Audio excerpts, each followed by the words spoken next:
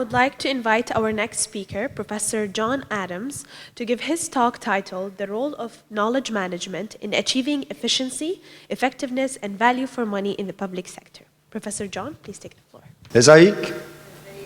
Yeah. Good, good. Okay.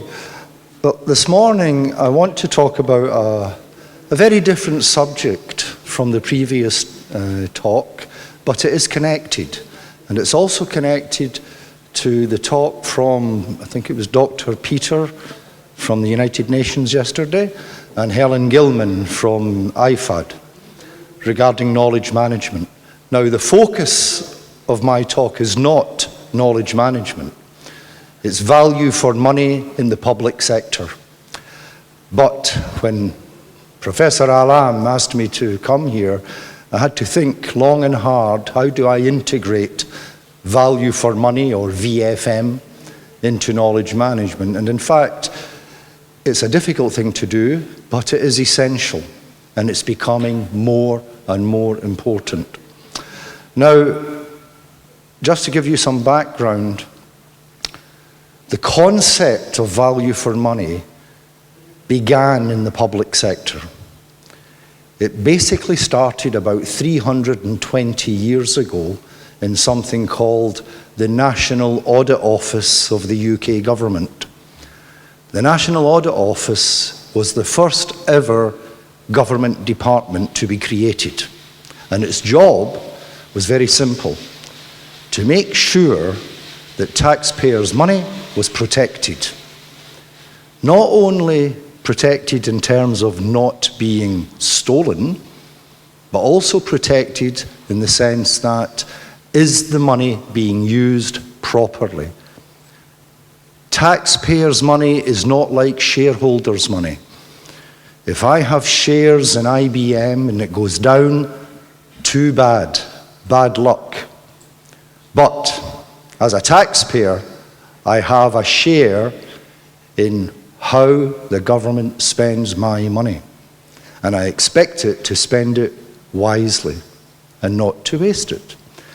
That's the background to value for money. A lot of people tend to see it as a kind of nebulous concept, but in fact it's not. We can calculate if we are getting value for money. It involves a lot of calculations, very precise calculations, and it does work. So, the theme of the conference is digital revolution, smart cities, etc. But to have a smart city, you really need smart public sector organizations to manage these cities, whether at the local level in administration or at the national level. Now, the question is, how do we get from where we are now to where we want to be in terms of being smart? Well, where are we in 2017? In terms of public sector organizations across the world, some are better at creating value for money, some are very, very bad. So where are we now? Well, before I start to explain where I think we are, let me give some background to this. Most of you, if you've came from a business or a management background, will probably have heard of Peter Drucker. Now, Peter Drucker, from an academic point of view, has always been considered the arch enemy of government. As far as Drucker was concerned, government should govern but not do. Leave the individual, leave the private sector to do things. Just make sure that you have the legislation and the regulation and the environment in place that allows them to do it instead of stopping them to do it.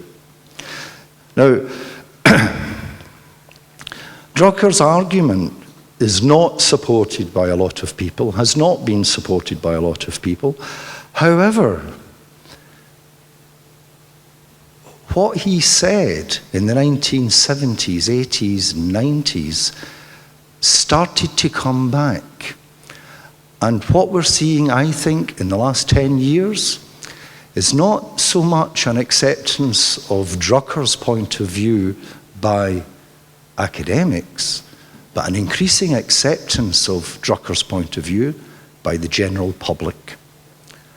And that goes part of the way to explain what has happened around the world in the last 10 years as far as the general public is concerned. Basically, big government is no longer trusted. And that is a fundamental problem. Now, Drucker is not the only one. Drucker was a management specialist, but in fact, before Drucker, in the 1970s, we had economists discussing these issues. In particular, the work of Gordon Tullock.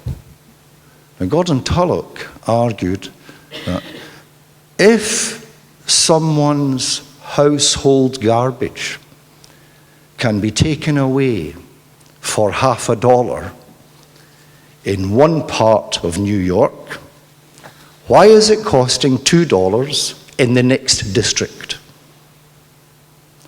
What is going on? It's the same job, it's the same public service, but it's costing 4 times as much. Why is that? The same type of worker, the same technology, the same equipment. The one difference is the public administration of that service. And that's a question the general public keep asking themselves. Why am I paying all of this money when down the road they're paying half for the same service? So, what we have to ask ourselves is, what has this led to?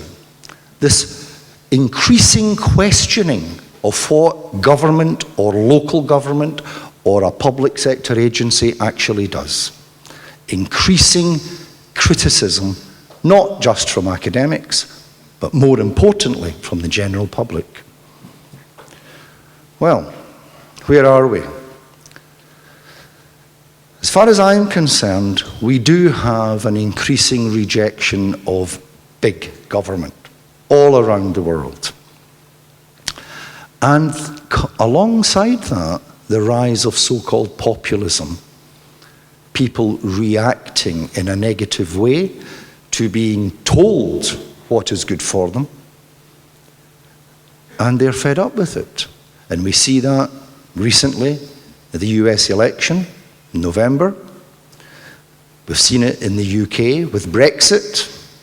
We almost seen it in France. That was a bit of a saviour, but how long that will last, we don't know. We've seen it across the Middle East and North Africa in a number of countries, Latin America, even in parts of China, Spain, Italy, Egypt. There are calls in Egypt for independence amongst 1 or 2 regions of Egypt. This populism is spreading. So, along with that, a rejection of globalization. Even politicians, senior politicians, are beginning to see that globalization is not the panacea that everybody expected.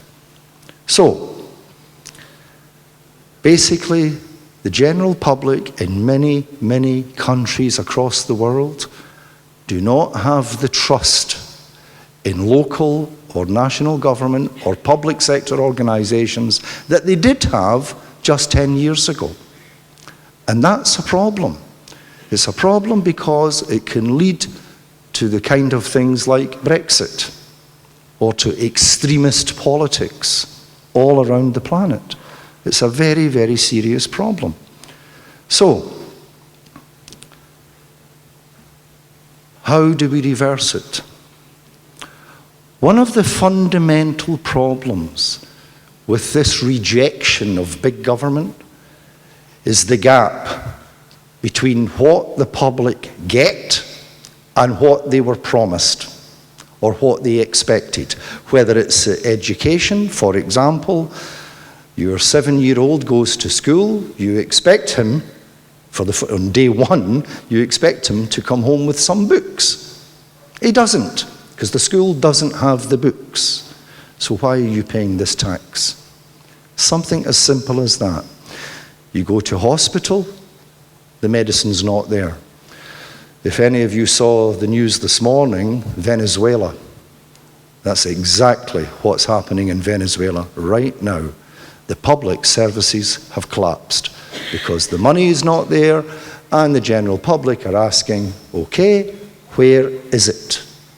What happened to my money? And that's a fair question. So, can this be reversed? I think yes.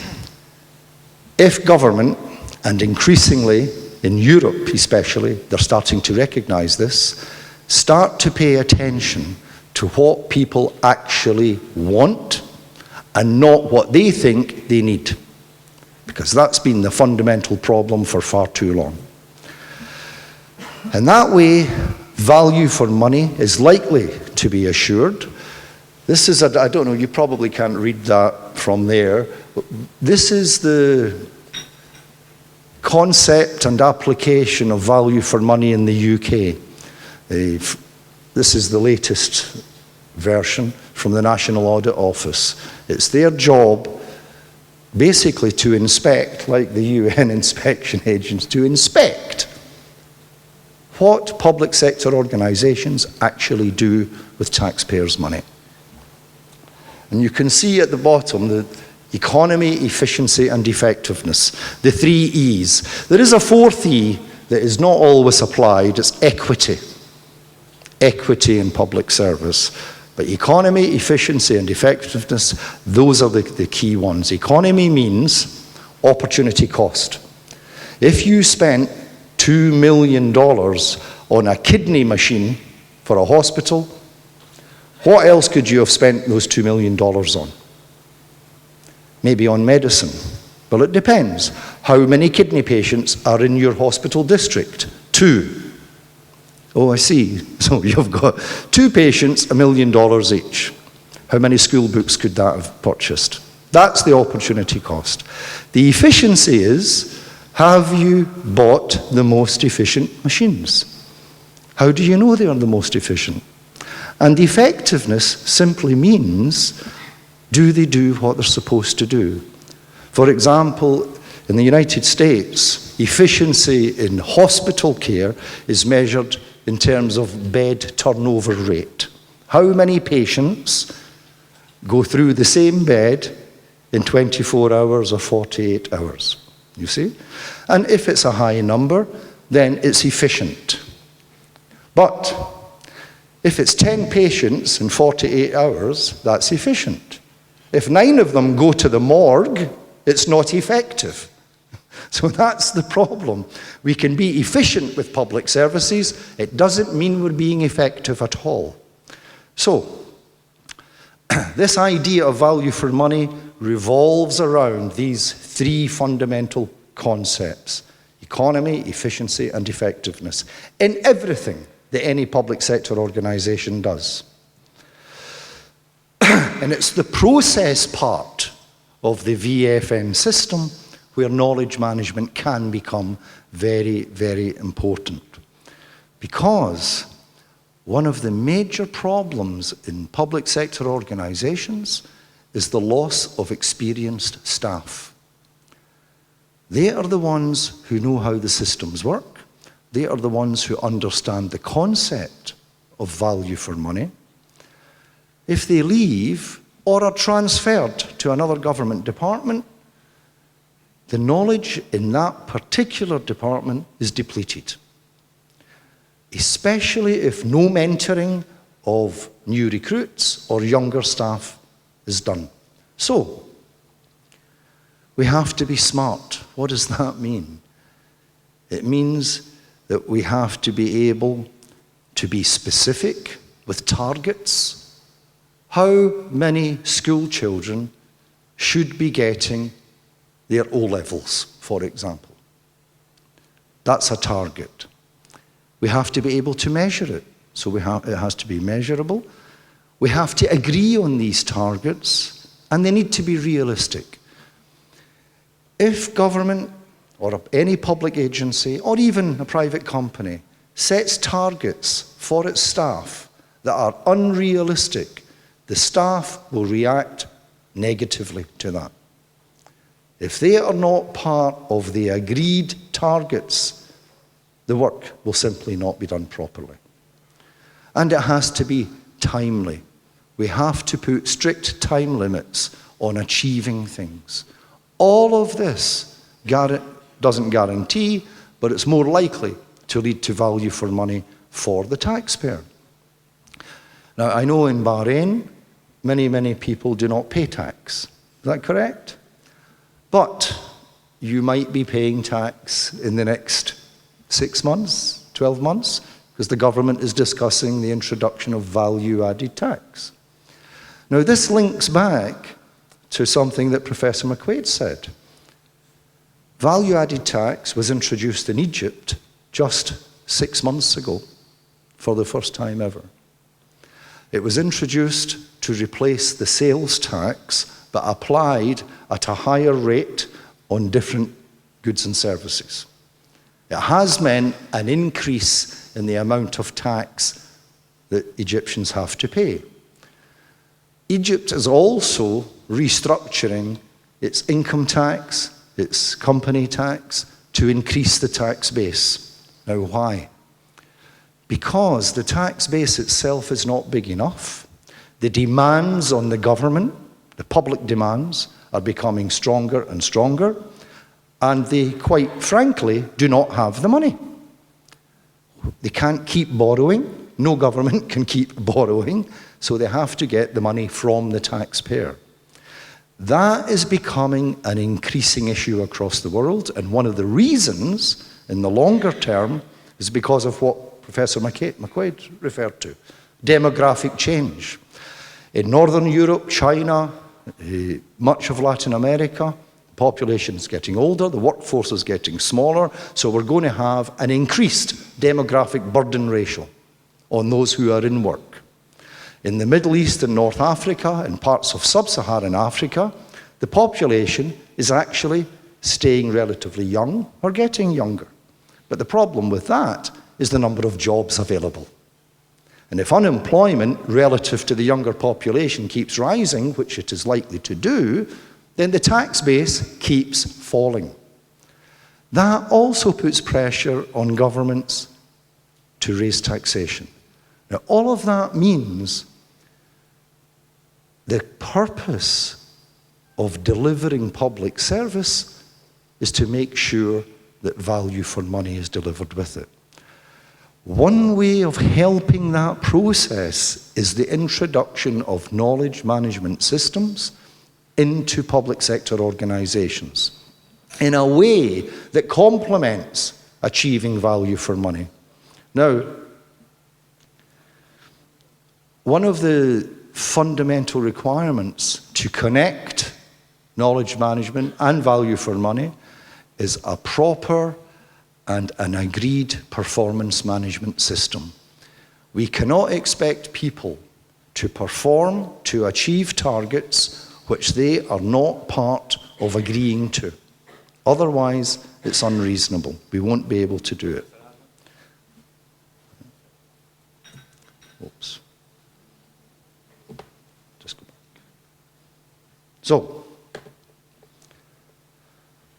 what is the impact of integrating these two ideas? We get consistency between public sector organizations, comparability between them. We can measure what they're doing and what they're not doing. Clarity of objectives, which is a big issue, especially if you're losing staff.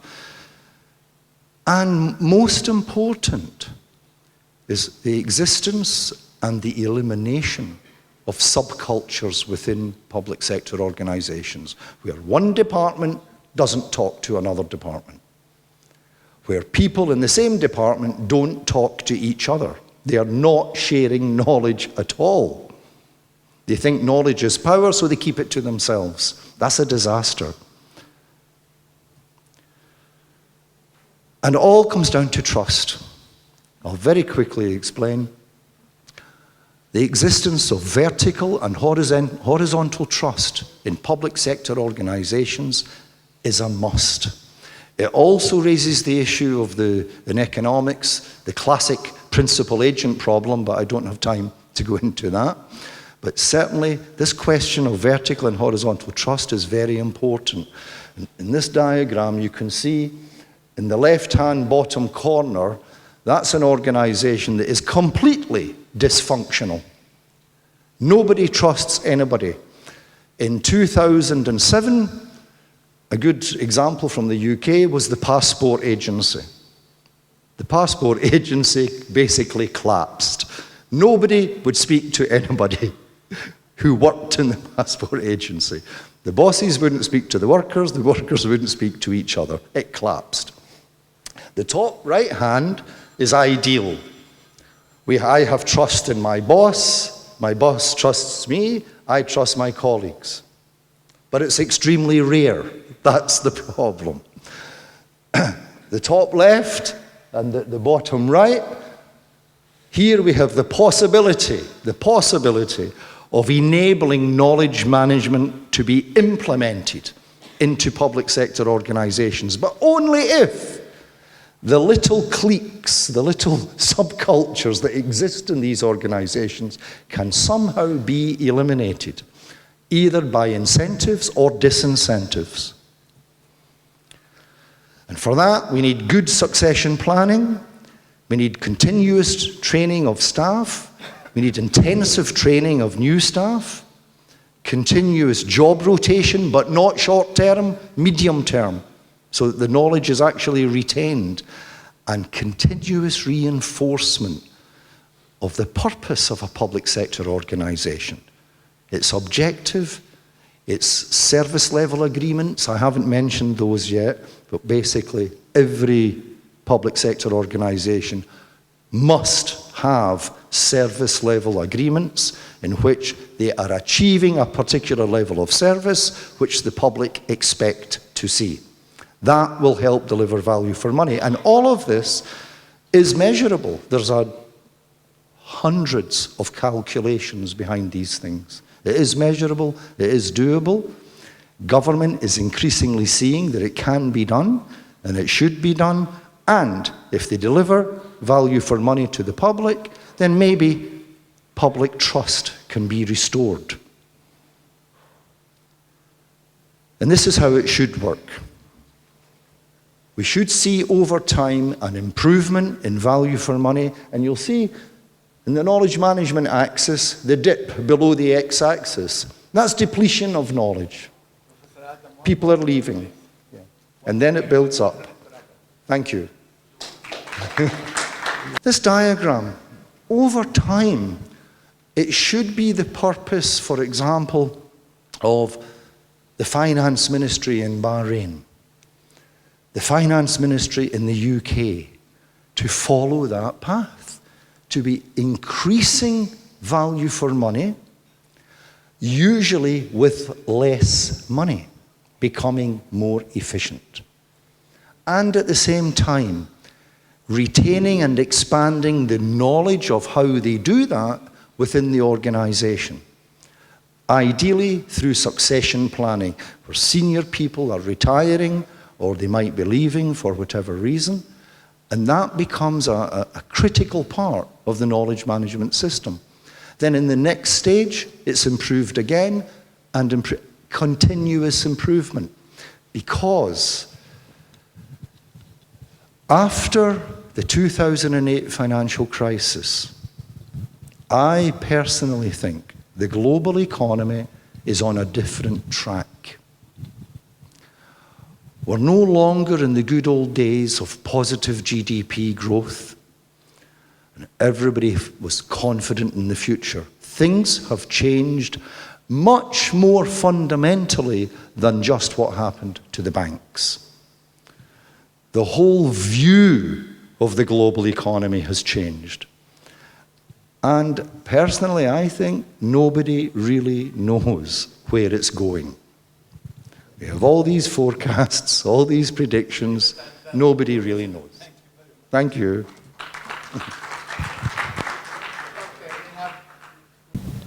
Thank you very much indeed for your good presentation. Actually, regarding how to measure the performance. Actually now is a KPI, key performance indicator, is the most good measure for every sector, even the public sector or private sector, and has been implemented.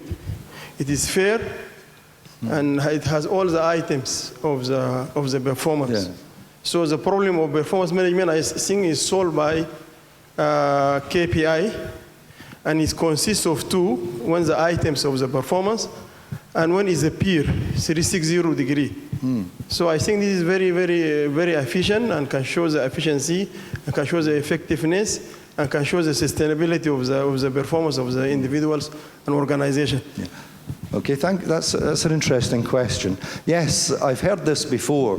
Key performance indicators already have solved the problem of efficiency and effectiveness, but I'm not convinced by that. For example, if you take a civil servant working in his or her office, okay, one of the KPIs used in the UK is the number of times the waste paper basket is emptied during the day. So if he fills up the waste paper basket 10 times, it's emptied 10 times, is that because he's being really efficient, or is it because he doesn't know what he's doing? You see? Again, the hospital example in the US. Now it's paperless. Everything now is online. No, it's not. In many, many countries, including the UK, paper still dominates a lot of things. And the example of healthcare, you know, very efficient, but you're dead. That's not effective. So the KPIs only matter if they have been properly thought out and if they are measuring what they're supposed to. It's like the Global Happiness Index. What is it measuring? Is it measuring happiness or misery? Well, it depends on your point of view. Okay, because for the sake of time, I have two requests I cannot say no to. Dr. Saira and Najat Bouhlega.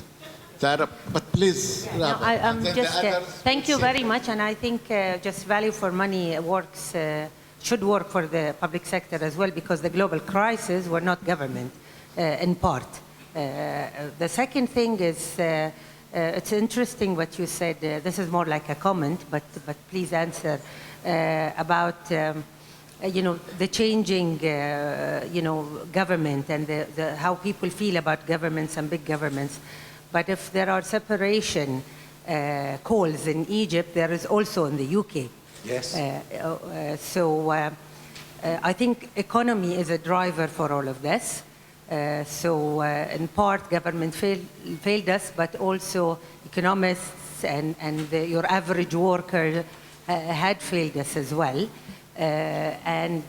You know, extremism is everywhere in the world.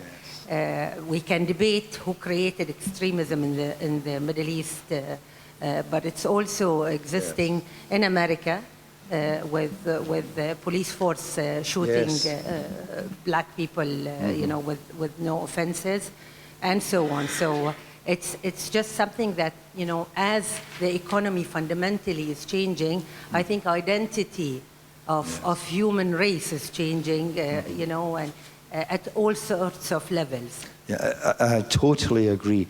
I think, again, it comes back to something Professor McQuaid said. Current graduates and future graduates are not just different from us when we graduated. They've got a much more uncertain future. And I know when I graduated, I had the choice of 4 or 5 jobs. But now, in Egypt, for example, a lot of our graduates cannot find any job at all, never mind a graduate level job. But the government continues to pump out the graduates. Of course, they would argue it keeps the unemployment rate down, but only for 4 years, you see? And yes, the economy is probably the most basic underlying issue, because you have many, many people in the labour force feel completely separated from society. I mean, Brexit is a good example. The view there was not so much big government in London, it was big government in Brussels. Somebody in Brussels deciding that someone in the north of Scotland on the Atlantic coast was going to lose their job. You see? So these kind of things, and the local politicians don't have enough power to stop these things, which is another issue altogether. The alternative for no government. Pardon? What is the alternative for no government? Oh, no. For the sake of time, I have to, because we're really running late. So I promise Najat Bouhlega, please. Assalamu alaikum. I really enjoyed your presentation and your beautiful remarks. One thing that I feel that we need to have more trust in our employees. We will have value for money if we trust our youngsters and we train them, as you said, yes, to do their job better. Mm-hmm. And if we are gonna have turnover of the elder and have more professionals who are more trained. Yes. Because unfortunately nowadays, الواسطة, and you know vitamin Y, you know what it is, you know that that's what it works. Yes, yeah. I know. So we need to have more than that in yes, order to have value for money. Yes. And I would like to have you respond how we can get rid of this. How can we change the working environment to be more trusting in our youngsters and have also our youngsters be ready for the job? Yeah. Thank you. Well, thank you. That's a very good question. Quickly. How do we do it? I honestly do not know.